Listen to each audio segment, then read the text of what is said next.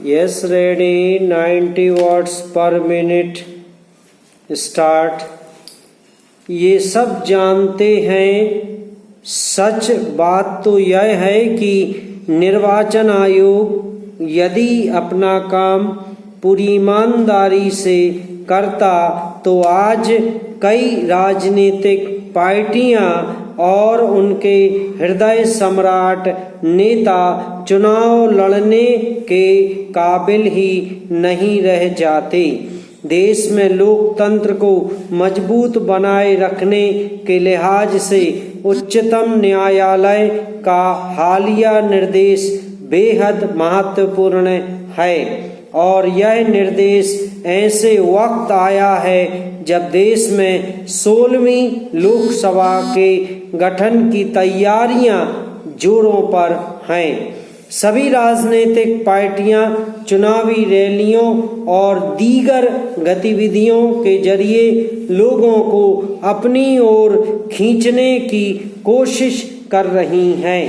अदालत के इस निर्देश का पालन करने के लिए हमारा निर्वाचन आयोग और कानून लागू करने वाली एजेंसियां कितनी तैयार हैं, यह आने वाला वक्त बतलाएगा। पैरा। संविधान पीठ का यह फैसला हमारी संवैधानिक भावनाओं के ही मुताबिक है। संविधान की मूल भावना धर्मनिरपेक्षता की बात करती है। धर्म और राजनीति को मिलाया नहीं जा सकता। साल 1951 में जब जनप्रतिनिधित्व कानून बना तो इस कानून में यही भावना केंद्र में रखी गई।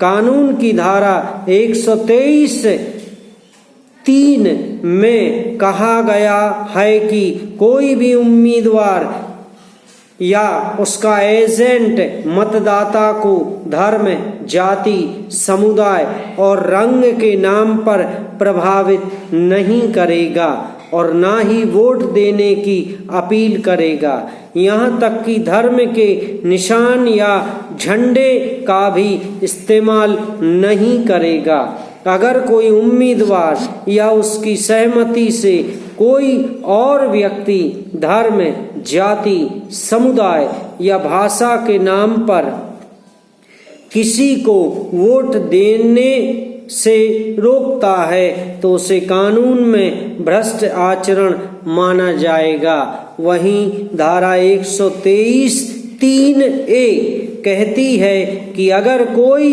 व्यक्ति चुनाव के दौरान धर्म, जाति, समुदाय या भाषा के नाम पर लोगों की भावनाएं भड़काता है तो उसे भ्रष्ट तरीका माना जाएगा।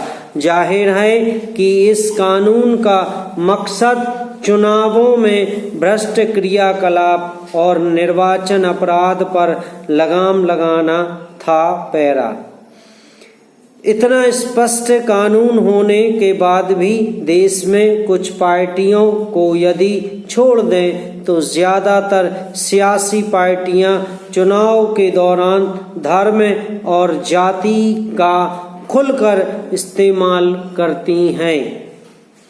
कभी हिंदुत्व के नाम पर तो कभी एक विशेष जाति या कभी किसी धर्म विशेष की आस्थाओं के नाम पर मतदाताओं से खुलकर वोट मांगे जाते हैं, जबकि धर्म या जाति के नाम पर वोट मांगना साफ तौर पर संविधान और जनप्रतिनिधित्व कानून का उल्लंघन है।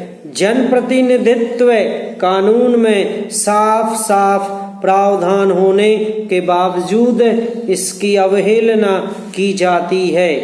कानून का कहीं पालन नहीं होता। महज अपने राजनीतिक फायदे के लिए सियासी पार्टियां चुनाव में धार्मिक भावनाओं को इस्तेमाल करने में गुरेज नहीं करती। चुनावी अभियान के दौरान इस तरह के भाषणों के समय चुनाव लड़ रहा उम्मीदवार खुद मौजूद होता है। कई बार उसकी पार्टी के दूसरे नेता भाषण देते हैं, लेकिन वह वहाँ नहीं होता। चुनाव के दौरान इस्तेमाल होने वाले पोस्टरों, वीडियो और दूसरी प्रचार सामग्रियों में भड़काने वाली बातें होती हैं। देश में पिछले 2 दशकों से इस तरह की सियासत चरम पर है। खुद सत्ताधारी पार्टी बीजेपी अपने चुनावी अभियानों के जरिए जनप्रतिनिधित्व कानून की धारा 123(3) को लगातार चुनौती देती रही है। बीजेपी का मातृ संगठन आरएसएस जिस हिंदुत्व की दोहाई आए दिन देता रहता है, आज वह उसके राजनीतिक घोषणा पत्र का हिस्सा है। जाहिरा तौर पर बीजेपी के कई नेता धर्म के आधार पर वोटरों की लामबंदी करते हैं। समाप्त।